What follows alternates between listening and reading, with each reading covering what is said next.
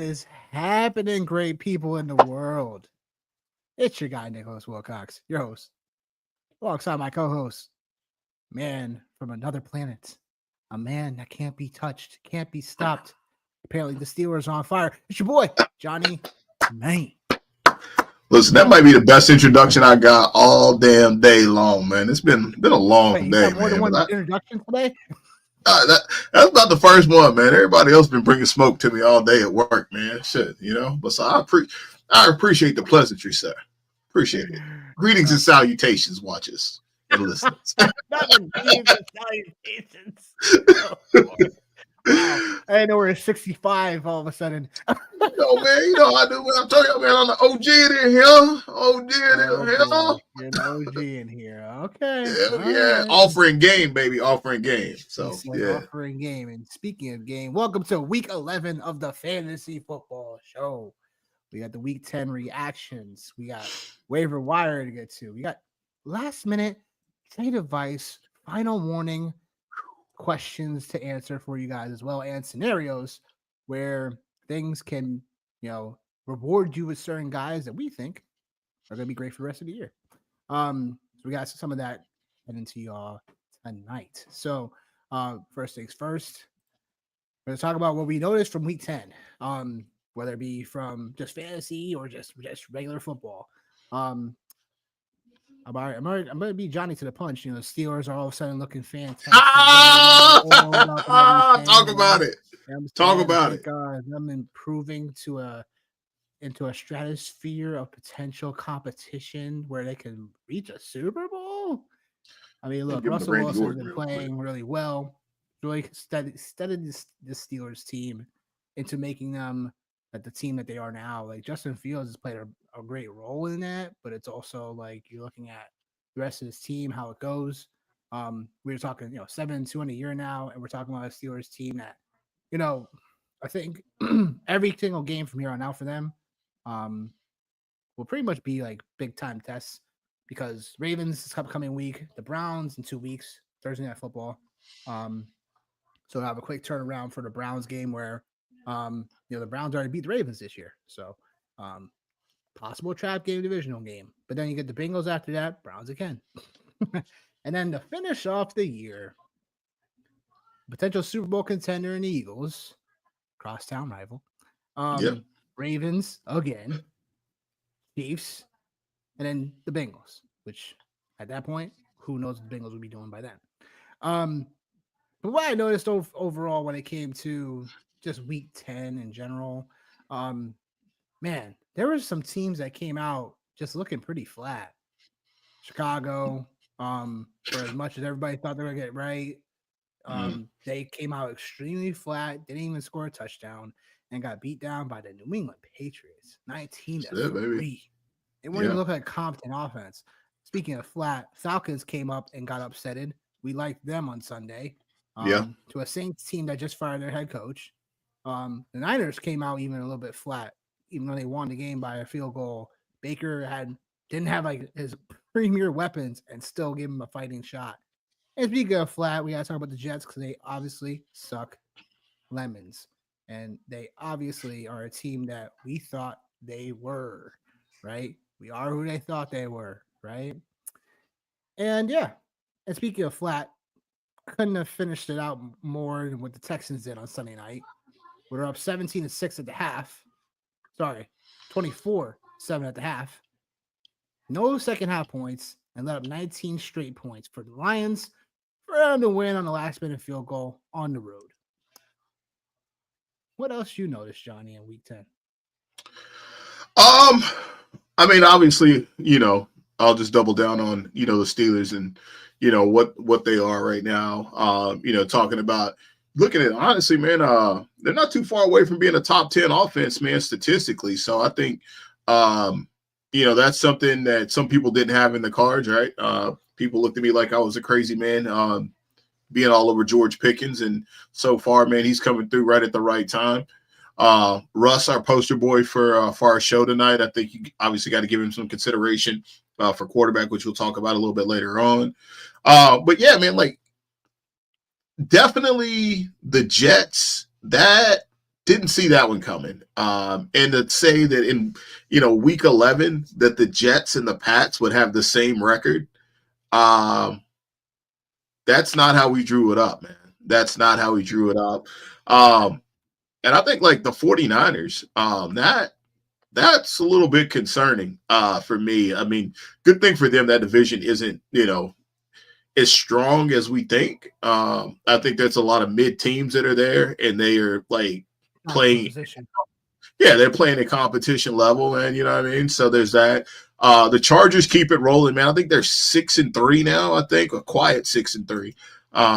Which like that's definitely a team like you don't want to play, or wouldn't be wanting to play. They Pittsburgh Steelers knocked them off as well. I'll just call that out. But the Vikings, man, like I think everybody was kind of expecting a blow up game from the Vikings, and we didn't get that.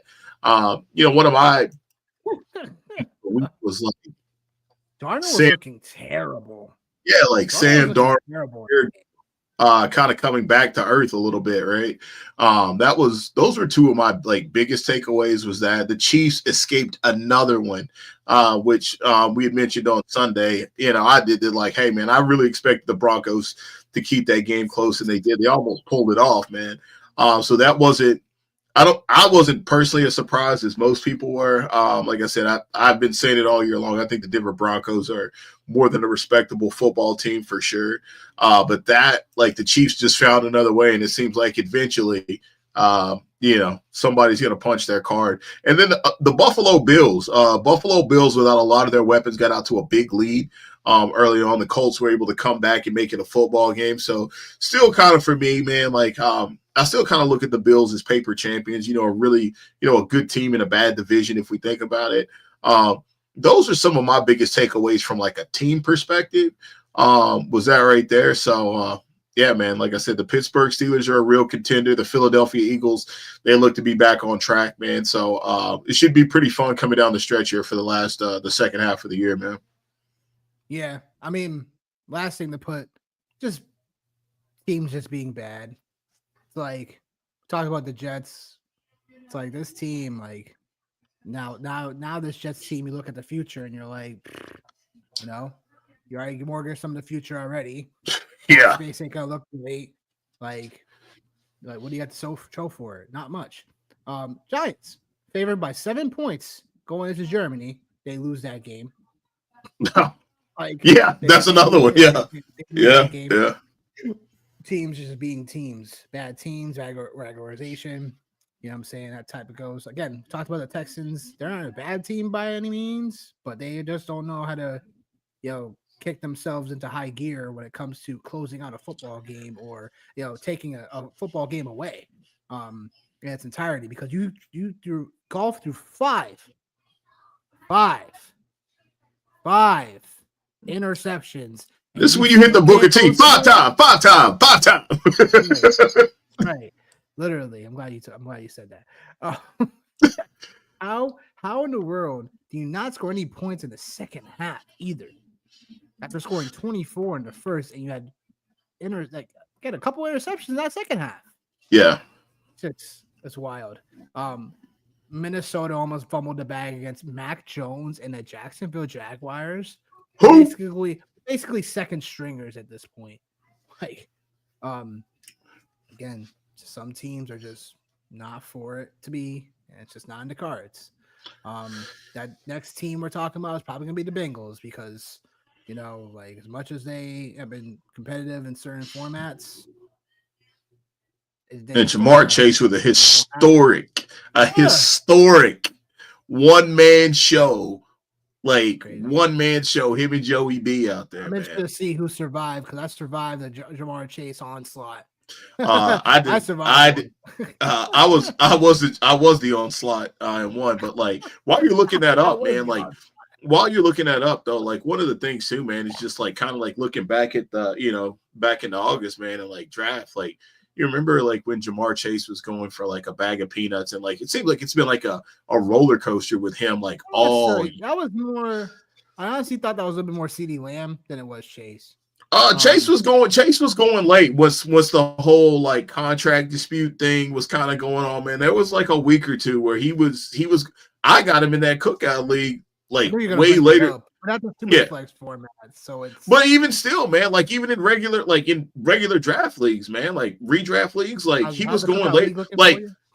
well, no, dude, like Jamar Chase, like if the contract situation wasn't going on, like you could have made an argument that he should have been a top 3, top 4 pick. And he started to he started to end up more towards the back end of drafts, man. So I just think like it's pretty interesting to me, man. Like a lot of the receivers, me and a guy at work were actually talking about it. It's like receivers that we were really like into, they necessarily haven't came through for us, but the ones that had like the question marks, like, and we say this now in hindsight, right? Like the quarterback situation with Jefferson, right? Like people were kind of scared off of that. People were kind of scared off of the Chase A thing. little bit. It Yeah. wasn't like. I think with the Jefferson thing, I think some people were turned off in him being a top 3 overall player for the year, and that's where he was kind of going like 5th or 6th. You know what I'm saying? I've seen sometimes where he was going 7, 8, 9, but like the league the draft night out league, I'm like, how in the world?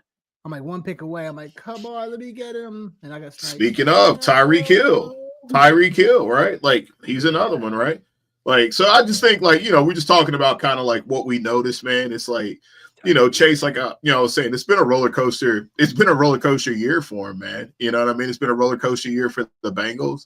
But like, it seems like he's either going to give you, I mean, he 55 points last week in a PPR format with no like big plays or anything. 11 points the week before that and 20 points, right? So I just looked at the cookout league and I just saw you smash freaking Tip. Yeah, baby. Yeah, listen, I might not get in the playoffs, man, but man, I got a couple big name wins underneath my belt this year, man, in that league, man. So I'll take them, man. I'll take them. Oh boy, I'm just getting by in that league pretty much. Like, you know what I'm saying, but league median's been nice. Might have to implement it my league next year. Yeah, I like that. Actually, I kind of like that. I like the league median, man. I do. Keeps teams that have been scoring highly on a weekly basis still be at least being like, all right, still got wins here. But yeah, that makes sense. Well, we got the buy low, the sell highs for week 11, and we're gonna go into the bye weeks of certain teams because that's very important to know for this week and for the next. Because man, it's gonna be freaking hell when it comes to these bye weeks. It's like they're coming at like the worst time. They're coming down the stretch, and it's like, man, like Yeah, bring it to me. Bring it to me. I love it when it's chaos around everybody. I love it. Teams on bye this week. We got the Bucks, the Giants, the Panthers, and the Cardinals. So for some that your Jamar, your Tyrone Tracy's, your Rashad Whites, and your overall Bucky Irvings, along with Chuba Hubbard has been fire all year. Your Kyler Murray, McBride, like your Marvin Harris Jr.'s, like all of them out this week on bye week. So definitely in particular, just pay attention to the waiver wires on who's being dropped as well. Because it's very important as well, because you need to find out what your league mates are overall dropping for certain things, and then what they need, and then what you need for this week and the next and the week after that. Week 12 buys, it's gonna be very, very a scramble drill. Like if you have Josh Allen, if you have Jamar Chase, if you have Kamara, Bijan, all these guys are gonna be on bye after this week. So love it. Just definitely again pay attention to your waiver wires, find out what is happening, and we're here to help you out. So we look forward to helping you guys out with that. The buys for week 11, and for most for standard formats, at least for sleeper, I saw for most standard formats in sleeper this week, this is the last week on Saturday. Trade deadline is Saturday. So before the games, Sunday. This is the time to start trading. This is the final time for most leagues. Some people, if they're in Yahoo or something like that, I think it's the week after. But it's time that this is probably gonna be the last time we may take questions on the buy, trades and buy lows and stuff like that. Whatever, if your league has a deeper deadline. But this is it. I mean, look, Jefferson's someone on my mind, like, and just in general, like, you're gonna have to pay a pretty distinctive price for Jefferson. So you definitely gotta buy high-ish. because we all know what everyone who knows anything about football knows what Jefferson is. Like, obviously he had a bad week, but you just got to pay attention to what your league is doing and where they're at. Someone has Jefferson, they're like 3-6, or they're like kind of on the cusp of being out. Like, they're gonna most likely need some firepower to at least get them into a situation where they have to win out. So trading for a guy like Jefferson makes a ton of sense, because he had a down week, going on a down week. It happens. I like the playoff schedule for them moving forward. I know for week 15, it's going to be a little bit of a bad matchup with Chicago on paper, but then you get Seattle and then you get Green Bay. Green Bay, I'm not exactly worried about because, their corners have been playing just really like they've been breaking pretty much all year long, like in some way, shape, or form. In the game earlier on in the year, he went five catches, 85 yards, and a touchdown. So you want that stability when it comes to playoff football. But other guys on this list, Johnny, you want to take away? I highlighted Jefferson, Debo, and Metcalf. Running back wise, there's a couple on here as well that takes the room. Metcalf, obviously, like everyone, the JSN window is like pretty much selling. I hope you got something for JSN because he may or may not have a game like we saw before the bye week where he had over 180 yards receiving and 2 scores. But with Metcalf, like obviously should be behind with the injury. Metcalf was looking pretty spry when it came to him before he was missing games. So I think this is a great buy low spot still for Metcalf. Debo, usage-wise, like I just expect him to be better. He had a semi-off game against the Bucks. Any names on this list you want to highlight? Is there someone that you want to highlight that I missed? Yeah, I mean, definitely Jaden Reed. That's definitely somebody I'm interested in for the Green Bay Packers. You kind of mentioned it. Wide receiver 1 in Green Bay. Yeah. I mean, and just coming down the stretch, he's got some games, man, that look really nice. San Francisco, you just seen what happened last week, right? So you got them, you got the Dolphins, you got the Lions, the Seahawks, Saints, and Vikings. So like Jaden Reed might be somebody that you could maybe get at this point just because it's been so up and down, with the Green Bay Packers. I've been with Jordan Love all year long, man, and I'm still going to ride with him. So I definitely like that play for sure.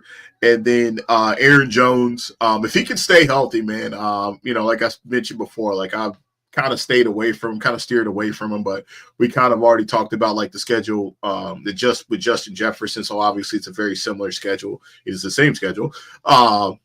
So him and then Jalen Waddle, man, like I've been saying it, like I'm cheap, and he price might have went up a little bit. Price of the brick might have went up a little bit, but he's got Vegas, New England, Green Bay, the Jets, Houston, San Francisco, and Cleveland. So another nice cluster of games there for him, and obviously the Dolphins have something to play for. After they pulled off that upset last night, those are some names for me that really stick out.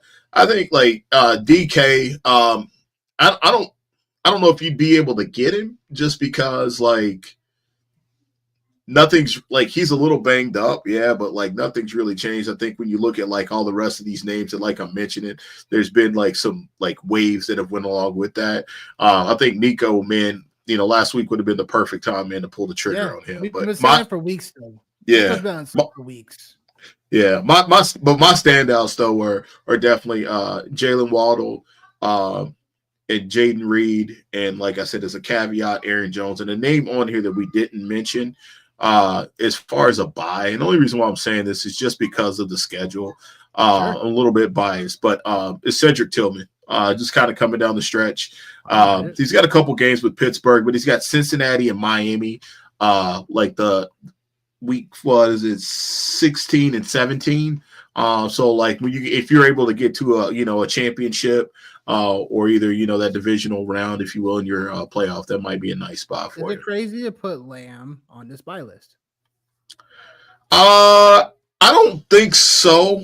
And the only reason why I say I don't think so is because Well, no, like you can get them for cheap. Like you can get them for cheap, man. And like again, all of the buy section here for everybody, it's gonna depend on what if they even have a chance because like teams, yeah, it's gonna depend on if they have a chance, man.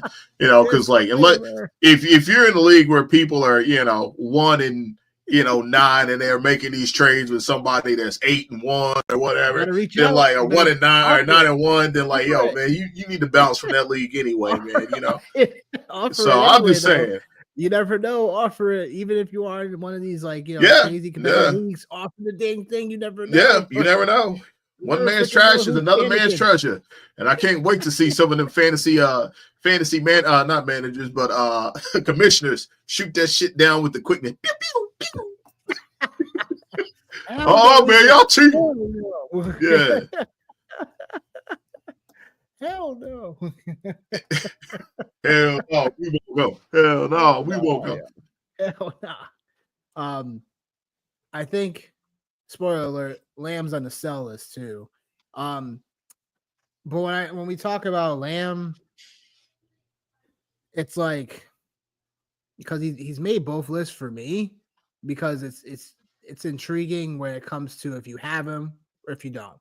If you're buying Lamb, is he cheap? To some people, he is, but to some people, they're probably still holding on to I'm only buying Lamb in spots where I don't obviously, clearly if he's not on my team, like I'll buy him, but it's like everyone's gonna be wavering on his value, which is interesting because it's like still CD Lamb.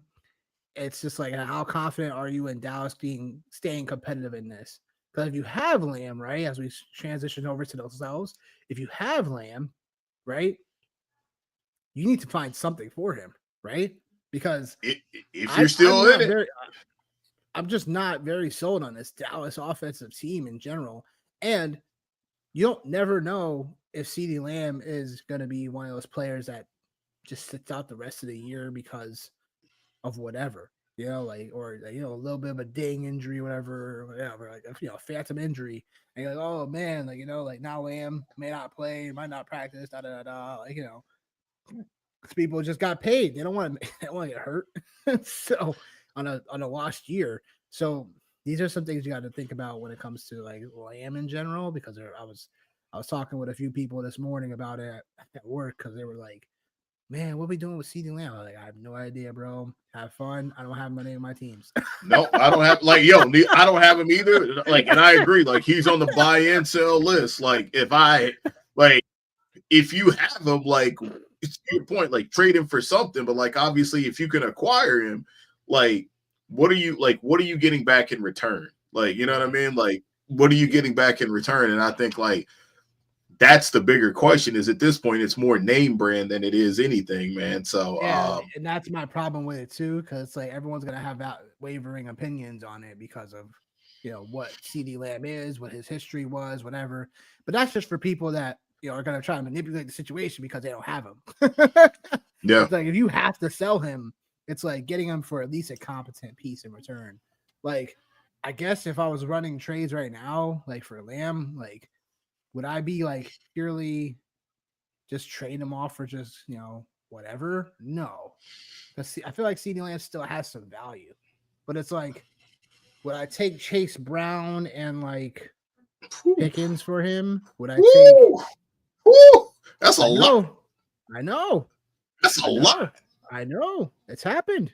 It's happened. Would I do Pollard straight up for Lamb? Like, it's like there's things that I'm like looking at and I'm like, all right, well, there's still clearly some value with Lamb depending on the room. Like, would you do Najee Harris straight up for Lamb? So it's like if you need a running back, if you need a receiver, would I come? You're hitting all the wrong buttons for me, man. You're hitting all the wrong buttons. Would I do Lamb? Would I do like Ladd and like Rico Dowell? Like, would I do? It's like it just depends on like the value. Would I do Jacoby Myers and one Rashawn cowboy White for another? You sick in the head, man. You sick in the head. It's possible though. I'm just saying. I'm seeing some of these scenarios play out already, and I'm like, well, it just depends on me. Would I do Darnell Mooney and like a Kareem Hunt? Because it's the guys that have that's all. Like, yeah, like them guys are all producing. Like them guys, like they're all producing. Like I think, like you had to put some respect on CeeDee Lamb just a little bit because it's not going to be like. I just feel like it's just not going to be so easy on either side, right? If you're trying to acquire CeeDee Lamb, it may not be as easy. You're going to have to give up a little bit, but depends on who you value. Like for example, I think someone can, if they really want to get out of the hunt because he's on the sell list as well. You know, if you want to trade him for Lamb, not straight up, potentially not. Like Hunt and somebody else for Lamb because that owner may be seem like you're giving up a lot now, but it's like if you think CeeDee Lamb can still produce, I think he can still be a low end wide receiver too. I think people will right now probably value him as a wide receiver 3 flex because the ball's got to go to him. The ball's going to get there. He had 10 targets this past week, 6 catches, but he had 2 yards. So wait, you didn't say that very loud. He had how many yards? 21 yards. 21 receiving yards. Yeah. 6 catches for a full point PPR. You know, it's not bad. Yeah, I just like I said, man, I know what you mean by the name value, but it's also like again, like this is would it now will we be shocked at all to see Lamb ended up because he got peppered with so many targets and catches? Would we be shocked that Lamb returned to at least a high end wide receiver 2 number this week? Because it's like the Jamar Chase situation and then the Tyreek Hill situation before Tua came back scenario, because it's like for me, like I think like a really good week that I would be happy with if I was a CeeDee Lamb owner would be like 15 points. Like I would be happy with that, right? Like if he had 8 catches for 50 yards or something like that right there, or 8 catches for 60 yards. Yeah, I think I would be happy with that. So for me, he's more of a 3 or like you said, or a flex. Yeah. Like I said, most people value him as a wide receiver 3. Yeah, but I think some of those other names like you were tossing out there, right? Like Chase Brown, like man, Chase Brown's RB1, right? Like so I think there's that. I think just kind of looking at some stuff, like I don't know like what this actually does, but if you could pull this off, I think this would be interesting. But like they've been pretty par for the course here. But like, what about Tyreek Hill? Like just straight up, both of those guys straight up. I mean, yeah. I mean, right now, like it's basically the same thing. You're trading one bus for another bus, right? So, yeah. I mean, it's just it's crazy. I mean, and I'll even go ahead. I would say those guys are in the same boat ish, right? Because it's they both. But you can get a leg up because at least everybody else, like Tyreek's injury it's a wrist injury, but even still, it didn't look too good last night. I'm just saying, but even then, like if you're the Lamb owner, you're excited about that. But if you have Tyreek, like why would I want to do that trade? Because Tyreek is hurt. I know people are bugging out about the wrist, but if it was a leg injury, I'd be a lot more concerned. The wrist, I understand it, but it's also like still I know, but about the rest of these cells, Swift, like I hope people have been hip to getting rid of Swift, like I've said to you guys before a couple weeks back, like as well. I know Swift's been playing really well, but again, 16 carries, 59 yards this past week. Finally kind of showing the floor a little bit. And murderer's row of matchups coming up. Green Bay this week. Minnesota the week after that. Detroit after that. San Fran, Minnesota. You know what I'm saying? Minnesota first week of the playoffs. Detroit again. And then Seattle week 17, which would be potentially a really good matchup because Seattle's defense has been But yeah, Swift, Aaron Jones on this list too because the injury, man. Like I'm not sure if it's starting to catch up corner yet or whatever, but I don't know. And then Jones hasn't really looked hot the last 3 games, in terms of production. So I know it's like the Vikings don't look like this then like they used to, but I don't know, man. I'd rather get something for some like Aaron Jones right now versus like waiting too long. And then it's like, all right, like something happens. I mean, he still had 17 carries, 88 yards, 2 catches, 13 yards. So where's things lie for you on this sell list? I mean, Ben said you should have sold Javonte Williams when he had a nice peak now it's a three-headed monster for Denver now. Three-headed monster now for Denver. Yeah, yeah. Oh, Right. Yeah. I like for me, like the name on this list that like pops out for me, not to sell, but if somebody was trying to sell, I would be I know actively what you're gonna buying. say. I know what you're Who? gonna say. Who? Stevenson. Yeah. Like I've been saying it all year, man. I've been saying it all year. And like you're shaking your head, which is fine.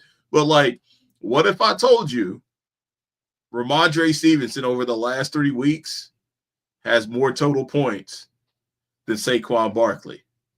What if I That's told that. you? Yeah, What if I wait, don't wait, wait, wait, like wait, that. wait, wait, wait, wait, wait, wait, wait. Yeah. What if I told you Ramondre Stevenson was less than 1 point behind Derrick Henry? Ramondre Stevenson over the last 3 weeks has been running back 7. So like if you're selling, you were selling, whew, you're selling at a I don't want to say the wrong time, but man, dude, like they finally got some positive quarterback play. Like we've talked about it ad nauseum about how he is their best offensive weapon. And then coming down the stretch, they got the Rams, they got Miami, they got Indy. The only thing I would say is they have a bye. So maybe that, but then they have Arizona and Buffalo. Buffalo will be tough sledding for sure, and they have the Chargers. So maybe Ramondre gets you to So the they trusting playoffs. Stevenson in our playoffs. Right, but he gets you to the playoffs. And I always said this, you got to get there first, You man. do And that, like yeah. You can ride Ramondre to get there. And then after that, man, like hopefully Ramondre, man, ain't the best player on your team, man. But I like that's one that like I'm probably holding on that. I agree with you. With we talked about Lamb. I think obviously Hunt's time is coming up for sure. And Javante, you're spot on, man. Like it's a three-headed horse back there. Sean Payton's had a history of doing this quite frequently. And DeAndre Swift, I think, yeah, definitely a sell for sure, man. And I mean, Aaron look, Jones. Hubbard's on the sell list, but by no means how I feel about Hubbard is how you feel about Stevenson. That's fair. That's fair. Hubbard's the RB6 on the year. Yeah. Like, Yeah. what? Who Yeah. the hell? So Didn't it's cook that coming. one up. Yeah. I saw Hubbard as at least RB2, RB16, 17. That would probably be his like ceiling. Yeah, it'd be a ceiling. 19, Yeah. 20, somewhere on Yeah. towards the end of the RB2 like range. No one saw this coming. RB6 back-to-back performances are at least like RB10 or better. Like it's crazy. To put it into context, like you said, Stevenson has been really nice too. But yeah, Stevenson's someone I would be like, I would be amiss. I'm holding on to him as well, like as a bench depth piece for if I need something like or whatever. Because I have him on one of my teams. It's just I haven't found the right trade yet. So Too it's bad I ain't like in your league. I would have been done sent you something. I got it. You know what I'm saying? Like, nope. Like I mean, just like where I'm at, I can't get him because every league that I'm in, there's a Patriots fan in that league. So like I'm not gonna be able to get him, man, you know. Yeah, you gotta put that into context too, huh? Yeah. It is what it is, man. You know, that's probably why their fantasy team sucks. Chuba Hubbard, I mean, yeah, you want to see if you could sell. But I mean, honestly, is Jonathan Brooks even gonna play? Like, it's crazy that like we're starting to get down to it, and it's like now it's like with Carolina, like, are you really gonna go anywhere now? It's like this is why I always say when it comes to these injuries for running backs, so you got to make sure you pair these guys up. Like, if pair up the situation. You definitely want to pair up, but I think also too, just another piece of this too, man. It's like when you're dealing with shitty organizations, you're going to get shitty. You know, you're going to be in shitty situations. Like Paul George said this on one of his podcasts. Like, like most of the shit that starts off bad ends bad, and like it started off bad and it's probably ended bad if you got Jonathan Brooks. Extension, Like I said, shitty organization, shitty situation. So is he going to be the guy? Who knows? Like, you know what I'm saying, but I'm just interested to see if if someone were to bite on something decent with Chuba Hubbard, like you know what I'm saying, like I would definitely explore it. But it's like he could just end up being a starter for the rest of the year. You just never know with these things, honestly. Because of Brooks, I mean, Brooks might even come back, but he's still who knows? But anyhow, wait for wire week 11. Like I said, disclaimer, like we said, disclaimer, all info is predicated on your league size. And then feel free to ask any questions in regards to the format. So we can give you the best possible answer that we have for us and for you. So, QBs, top QBs, waivers. Not as many when I'm looking at the availability of certain guys on waivers. Russ Wilson, Knicks, they've been here for weeks. Drake May, off and on. Jameis Winston, depending on the ownership and what we got going on. I see all these QBs a lot more available when it comes to 10 and then going on to 12 sometimes.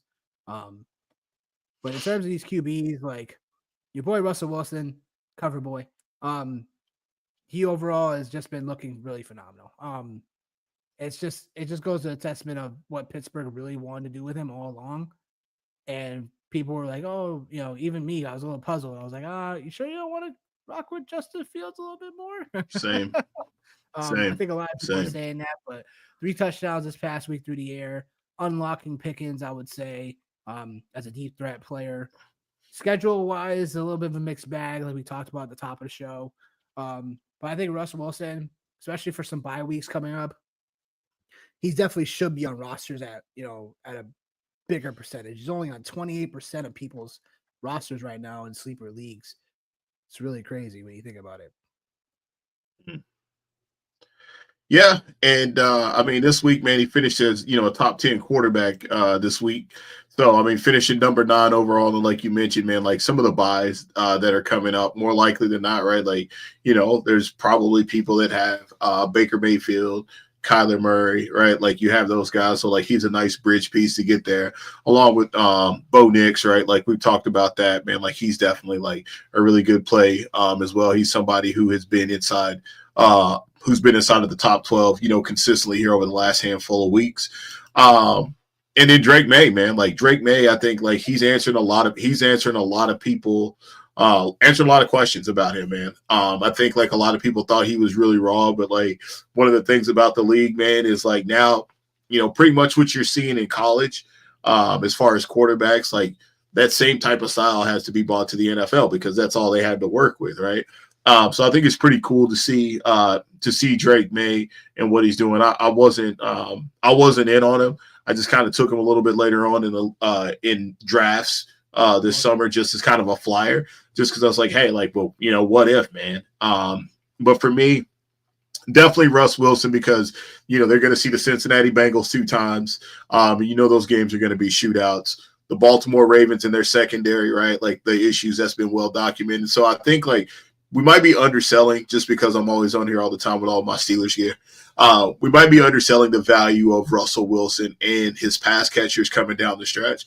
And like, don't be surprised if having Pittsburgh Steelers on your team coming down the stretch could result in you winning a fantasy championship. So I like it. And then, for Bo Nix coming down the stretch, he's got Atlanta, Las Vegas, Cleveland. Then he's got a bye. Then he's got Indy, the Chargers, and Cincinnati. So there's a couple of games in there. When you think about it, the championship week, if you need him in week 17, like he can be there in a decent matchup for sure against Cincinnati. And then like New England, very similar situation. We kind of talked about it. They've got Arizona to get in, but Buffalo and the Chargers as far as, the real tough the championship week in the divisional round. So maybe he's not somebody that you're eyeing. But right now, like you really got to be playing kind of the long game right now because there's only like 4 weeks left in your season. So for me, Russ Wilson, Bo Nix, right in the order that you got him. Russ Wilson, Bo Nix, Dre Make, and Jameis. Yeah, you got to always do both. Like, especially right now, it's like where it's like you got to think about, playoff matchups potentially, but it's also like if you're in a position where you got to keep on winning, you need a QB right now. Like, all these guys I think would be very good options. Jameis Winston, I want to talk about him a little bit. Going back to New Orleans, baby. Revenge game. Jameson's going to want to go and scorch earth on these guys for, doing him dirty and Dennis Allen crap, even though he's no longer there. Still going to want to show them up. So I look forward to hopefully Jameis lighting up the world against New Orleans. Running backs, going to running backs. The list feels like it keeps on just dwindling. Yep. when it comes to running backs. Estime's been on this list for a couple of weeks because we saw him get more snappage, snappage, snap share. And he finally had. I know. I'm sure you got to say that one again at some point. To some people, Estimate's probably the top waiver running back to add this week. I would probably beg to differ a little bit, only because I feel like him and Gus Edwards are like in the same spot. I just think with Estimate, I think he's a fine talent. He had 14 carries this past week, but it's just it was a very neutral run script, and you just never know when the rug's gonna be pulled from it beneath him when it comes to Javonte, when it comes to McLaughlin, because I keep talk about Sean Payton's gonna use these guys, all of them. With Vidal, he was a healthy scratch. Gus Edwards came in, and Gus Edwards was the guy that was starting to look like the bruiser in the offense. He didn't by any means play any receiving downs. That was all Dobbins, which can still work out, I think, for both of them. I think if you're in a pinch, you have again these bye weeks and everything that are coming up. I think Gus Edwards, at least this week against Cincinnati, kind of plays up for a scenario where you can at least potentially flex him in a deeper spot. I'm probably willing to play Gus Edwards a little bit more than Estimate this week. Just because I think Gus Edwards can still take that bruiser role and could give you some solid production. I think Estimate could probably do the same thing, but it's still not I just think the situation could kind of it's a lot more uneasy than Gus Edwards. But you call me, you stop me, or whatever you want. But I think if I was probably in a pinch, I know Denver plays Atlanta at home this week. But it's just I like Estimate, but it's he's not someone I would put the number one waiver claim on or spend a ton of fab on either. I know we're getting towards the end of the year, but what do you say to all this in terms of these running backs, players that we're missing? I think I gotta add Braylon Allen to the list. I gotta Sharps is to this list as well because these running backs are always one thing can go one way, and then all of a sudden it goes one way. Well, for me, man, a couple guys that I look at on this list and I think are pretty intriguing. I actually was in a pinch in one of my home leagues and had a bunch of buys. Had Ken Walker on buy, had Seti Tillman on buy.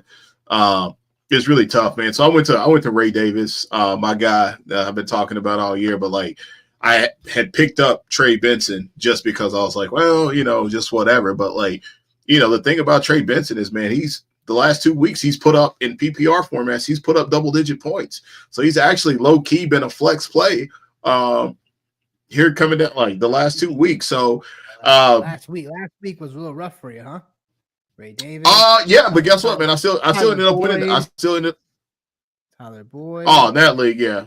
Yeah, man. Listen, talk to me at the end of the year in that one, man. Talk to me at the end of the year. Talk to me at the end of the year because we getting healthy right at the right time. Yeah. Oh, if that's what we doing, do I need to go to my sleeper app here? Because I would love to know what the head-to-head is this year, by the way. I would love to know what it is. Huh? I don't know yet. I don't think we even played in that league yet. Oh, the Alternates League? No, the Yahoo League. No, you beat me in that league this week. That's fine. Oh, okay. Yeah. Okay. All right. Listen, they all matter. You can't pick and choose. You can't pick and choose. You can't pick and choose. I didn't. You can't pick and choose now. You can't pick and choose now. Let's keep it. You can't pick and choose. You can't pick and choose now. All right. Let me get my gentleman back on. You can't pick and choose which league we want to talk about now. All right. We can't talk about it. Oh, I can't pick and choose. Okay. You can't pick and choose now. Can't pick and put your back in put your back there, young whippersnapper. I know young whippersnapper. Trust me. Yeah. Okay. All right. Okay. All right. Let's keep them receipts then. Let's keep them receipts. At the end of the year, All right. Yeah, man. Like I said, like Benson for me. When I look at this list, that's the one that looks the most enticing. Even though I'm a big James Conner guy. What'd you say? What'd He's you on a say? bye week too.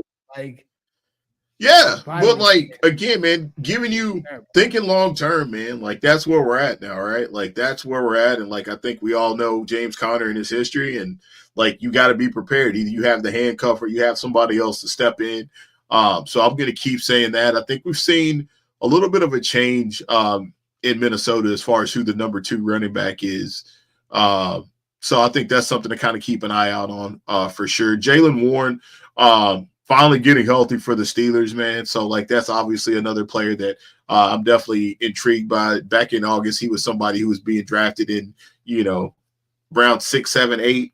So I think there's still definitely an opportunity for him there. So those are some names that really kind of stick out to me, man. I got it. I think, man, the Corum situation is just not working out like we hope. Golly. Golly. Remember when that guy was like gaslighted to like the 8th round, man? Like, because we all thought Kyron Williams sucked, man. Like, no, he was no way, bro. There was leagues, man. Like, oh man, it was gross. God, I don't remember him going that high. Oh man, I know in basketball, he definitely went up like towards the end of the summer, his value started to do like that right there because like everybody was so mixed on Kyron, man. Everybody was so mixed on Kyron, but trying to get as many shares as I could of him.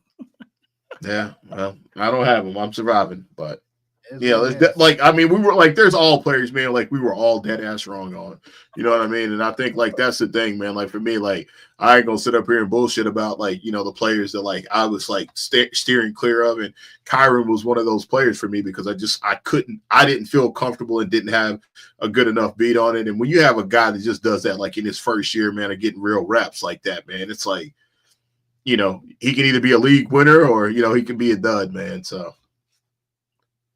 Very true. Understood that. Top receivers for the waivers. You're just trying to find, especially again with the bye weeks this week and next week. It's like you're just trying to find a player that you feel comfortable starting. Moving down the stretch.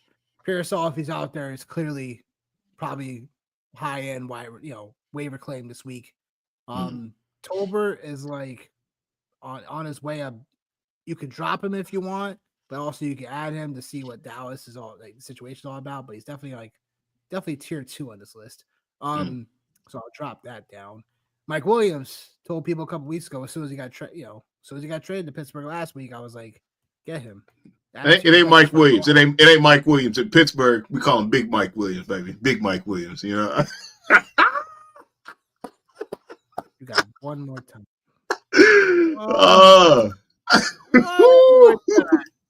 Hey, the Ja Rule Jets couldn't get it. The Ja Rule Jets couldn't help him out, baby. People, it's just gonna be me right now talking to y'all because Johnny is a little bit too much in his bag tonight about his Steelers and Mike Williams and all this type of stuff. I'll unmute him in a moment. But like I was saying, as I unmute the mic. Oh man. Woo. Mike Williams should have been stashed as a guy that to beat the breakouts. Just in case he did something this past week and he ended up scoring a nice long touchdown. Christian Watson's still on this list because I think people have definitely left him for dead. And I think he just should be picked up if he's been dropped in league, especially because he was on a bye and all the weird things that's going on with Pittsburgh and stuff.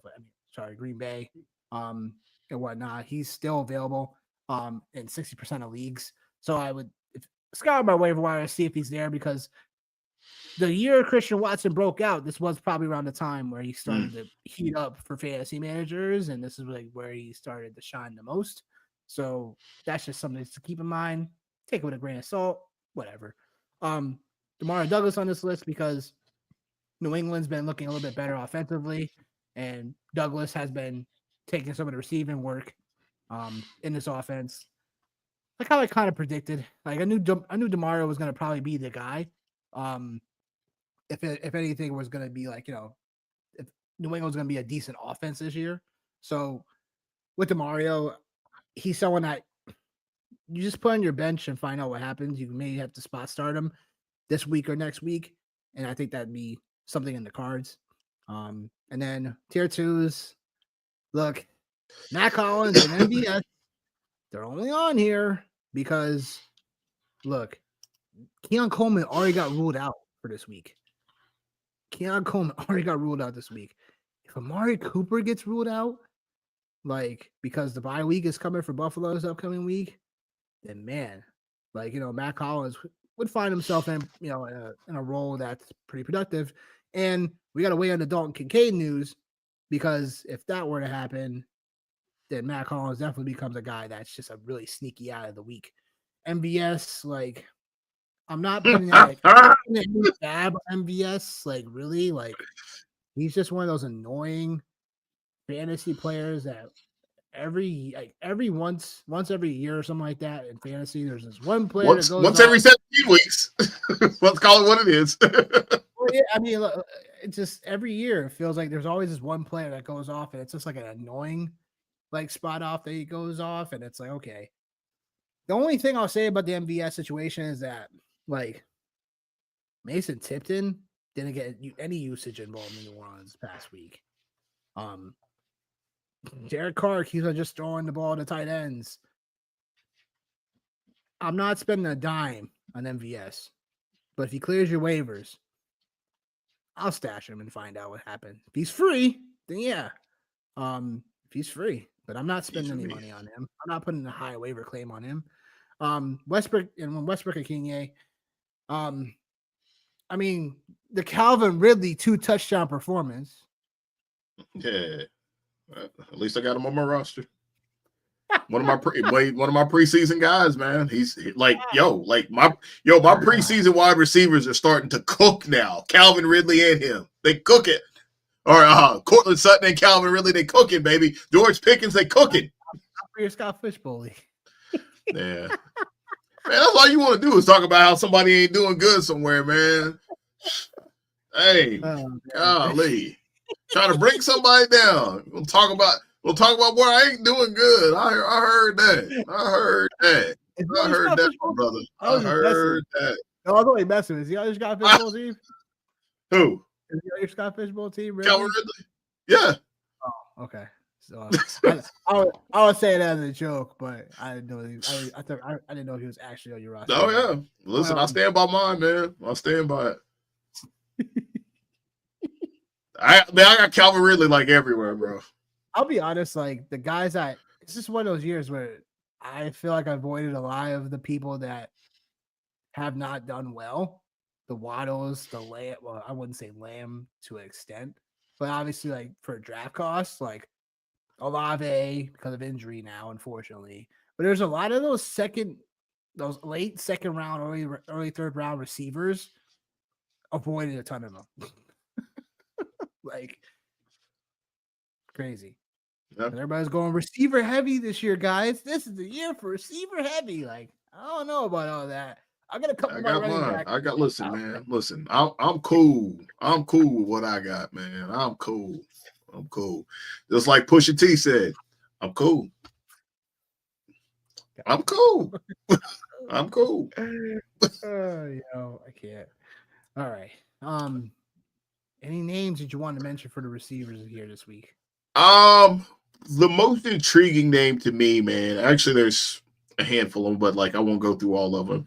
But John Metchie's somebody that kind of stands out to me for sure. I know Nico will be back here pretty soon, but the Texans just with 3 receiver sets, man, like they typically play a lot of those, and I think it'd be. I think John Metchie could be somebody that could hold some value coming down the stretch for sure.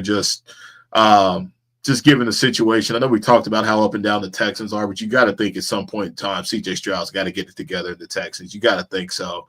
Matt Collins is definitely interesting, which is crazy that we're actually talking about him in this capacity. Yeah, we're here. We are here. We are here to talk about Matt Collins for sure. And then I think obviously goes without saying, man, like Big Mike, right? Like got to give him some consideration, man. Yeah, you got to. You got to give him some consideration, right? Just more so the fact that like Calvin Austin is hurt. So now like he's going to have the ability to play, and I think I'm not trying to throw any shade at the Ja Rule Jets, but like just a change of scenery, man, and what Mike Tomlin's been able to do, man. I think there's a bunch of guys there, man, in Pittsburgh that just all believe in each other, and they've been miscasted. Yeah, they got a great coach, but they've been miscasted. A lot of those guys, man, that are on that team, they've been miscasted, and I think he's one of them, man. So, it is what it is, man. And Josh Palmer, shout out UT. It's my first plug in 55 minutes for UT. We talked about Justin Herbert. We talked about the Chargers and how they're looking.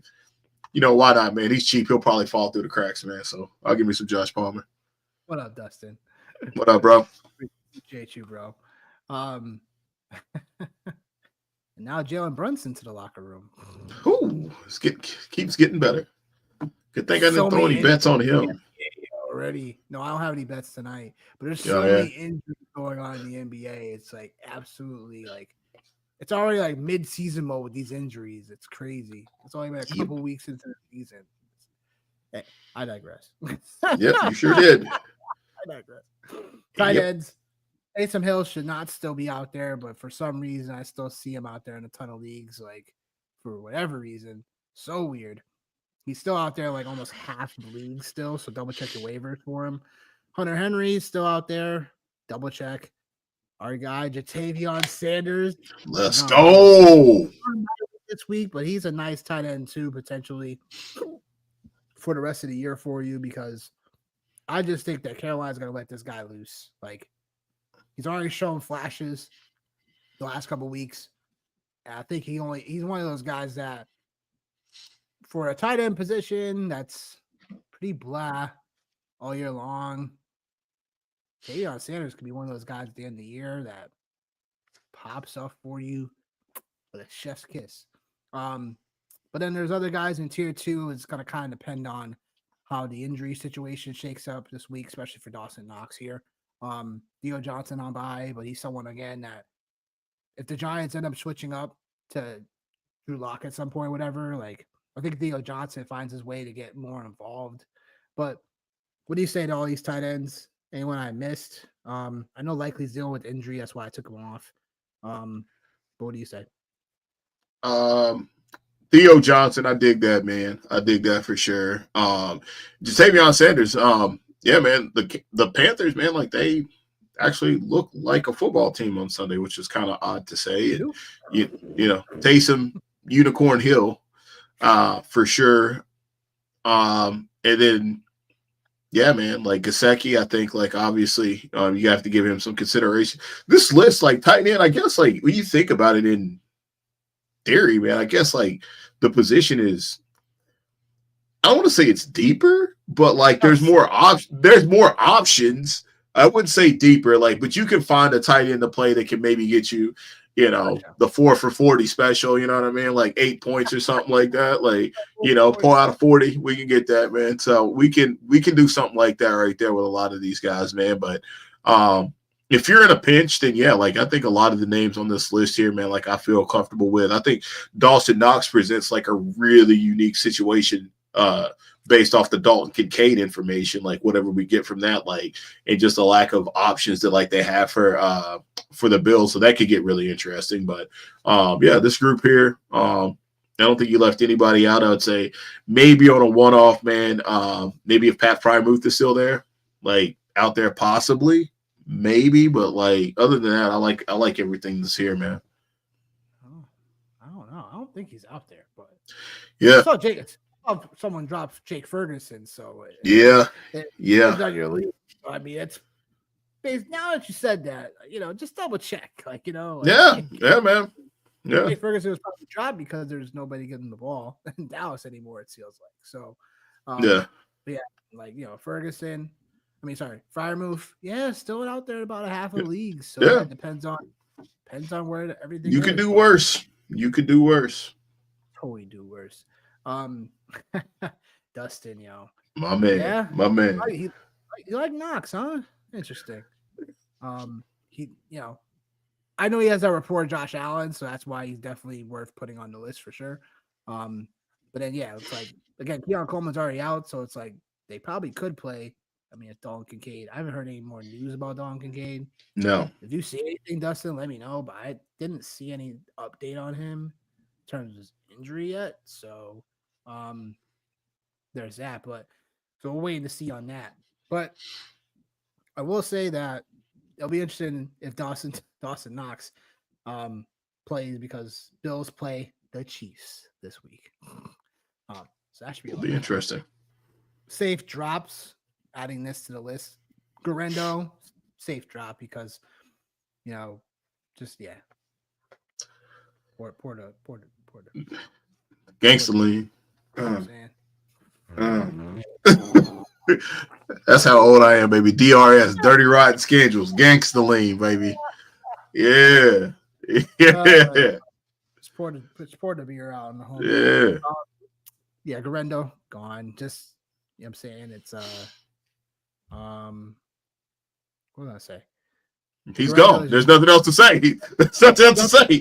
He's I read that. yeah, there's nothing else to say. Yeah, that's all there is to it. Tolbert, most likely because Dallas offense, unless it improves, like I gotta see it in order to really keep Tolbert on my teams because I already dropped him in certain spots that I was like, all right, like I need to drop him for somebody. All right, cool, whatever. Same thing with McMillan because now Tampa Bay's on bye and Mike Evans, especially, should be coming back. And McMillan is still dealing with that hamstring injury, which opened the door for Shepard a little bit. But outside Mike Evans and outside probably the running backs of Tampa, like can't really love too much other threats in that Tampa Bay offense. Maybe once Mike Evans gets back, maybe, but I'm just think about anybody you safely want to drop right now. No, not really, man. Not anybody out of this list. Like, I mean, like you got the ones that like you sir have nobody you want to drop. I mean, you got players up here, Garendo. So I'm looking through to be like, all right, who would I want to drop like that's out here? Like, I don't, man. I mean, the players that like you might still have, dude. Maybe like who would still have like Jalen Polk? Like that's trash. DeMarcus Robinson. I didn't put him on the list, but DeMarcus Robinson. Making a case. Yeah, I mean, but like, I mean, most people probably already dropped him anyway because Cooper Kupp and Puka were back. So I mean, like, I think like it's one of these situations, man. Like Forrest, it's like he has higher ownership right now in leagues than Ferguson and Freiermuth on sleeper right now. Okay, crazy, that's fair. Right?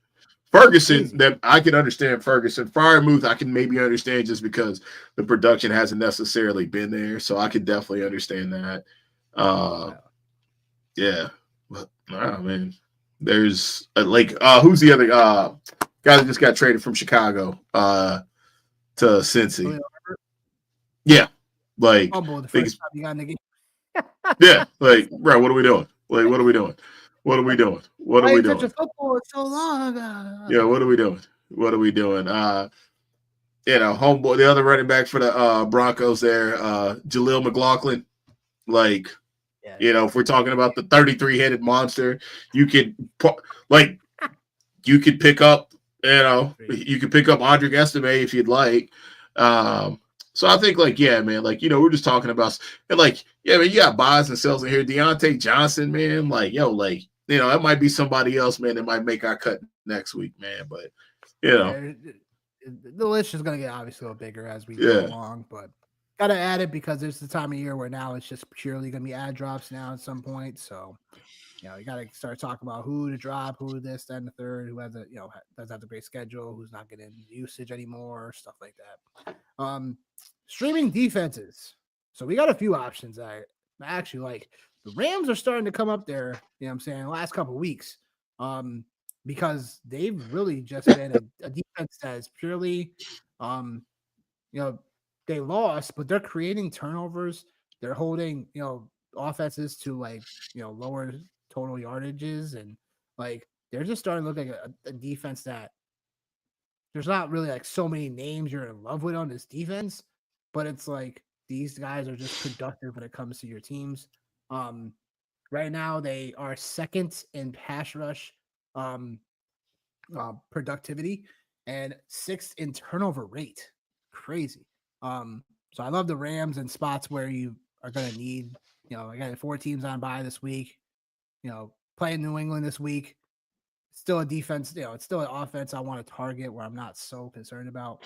But I think the Rams can definitely do that. I know they're on the road going into New England, so east from west to east matchup, but definitely like the Rams still for a defense that you can start. Texans, obviously, like look at them, like so many turnovers created on Sunday Night Football, which was absolutely bonkers. How many times this guy was getting picked? It was nuts. Golf was. Now they get the Cowboys. So yeah. What? Dot. Come up.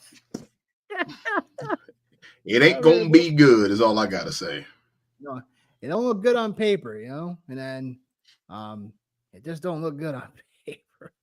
And then the Lions, if they're somehow out there, because they're I'm not sure if they're out there enough in waivers right now at the moment, but these are all great options for if you need a defense this week.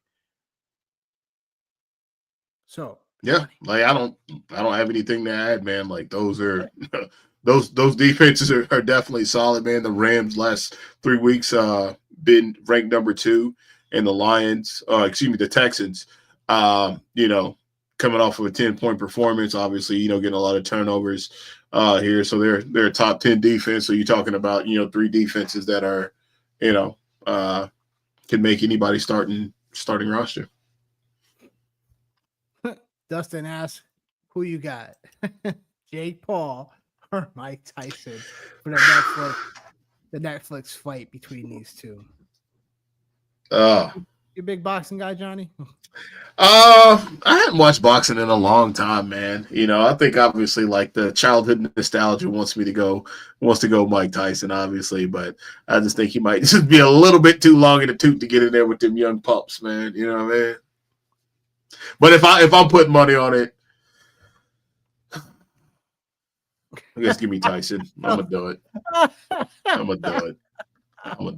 Yeah. Everything I pick goes sideways anyway, so give me Mike Tyson. I don't know, man. Look, I'm hoping that Mike Tyson beats the shit out of Jake Paul, honestly. One would hope. I hope he strong uncles him real quick. Like yeah.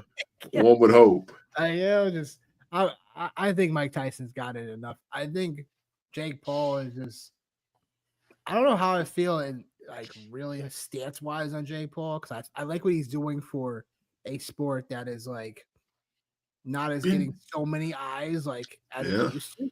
So he's trying to bring it back to a place where people would get a little bit more excited about this type of stuff. The problem I have with it is just like, especially early on, he was just boxing against guys that were just not boxers.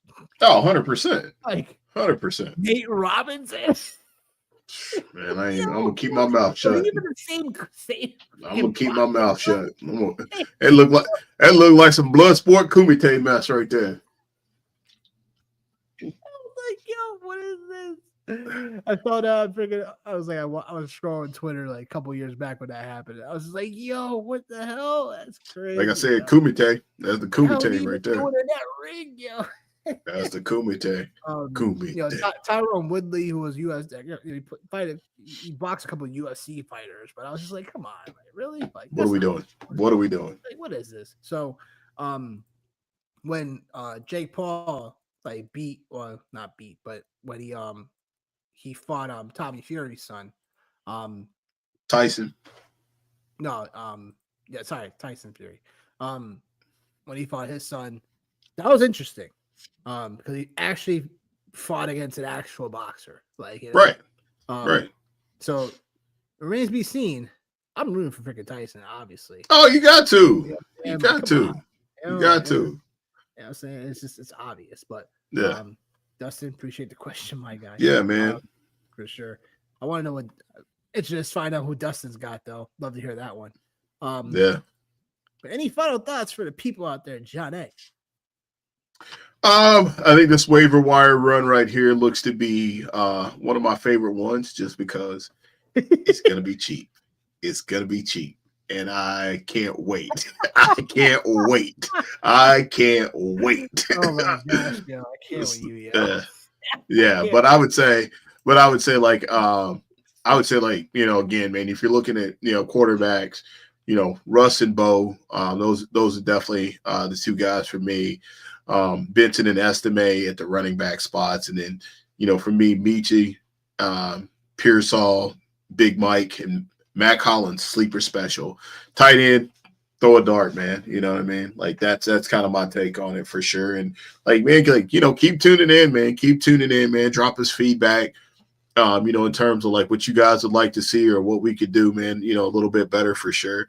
Kind of take your spill, man. Appreciate everybody, tuning in, appreciate the engagement. And man, we'll keep on doing this thing for sure. Oh yeah, always appreciate all our loyal fans out there for sure. People are cheering us on, always asking questions off the show and stuff like that. And we'll take any feedback. Like we love any feedback, anything you guys want to see. We love to do it. Final thoughts. Look, man. Yeah, it's a somewhat uneventful week where it's like the waiver wire is starting to look very thin. Yeah. It's from game strategy perspective, it has to be you're thinking about this week, you're thinking about the playoff run, you're thinking about final ways to improve your roster. If you feel you have a hole, now is the time to fill it.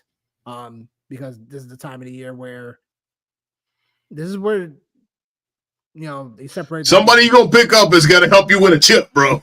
Well, yeah, Like, this is the time they separate the men from the boys. You know what I'm saying? This is the time of the year, the pretenders to the contenders. Like literally, this is the time where you start showing off, like for real, like who you're really about, where you're at. Do you have to go on a long run to make it? Do you have to make sure you're just staying above water to make it? Like what's your scenario and how to attack it? So that's all I got. So and that's all we got because the next time you'll see us is Sunday, 10:30 a.m. Eastern. We'll have week 11 picks, the bets, and the props show. Prop shop. I'll improve the record. It was like a midish week. It just is what it is. So hopefully get back on track this upcoming week. And that'll be that. But yep, until then, we'll see you guys on Sunday morning. Peace. Yep.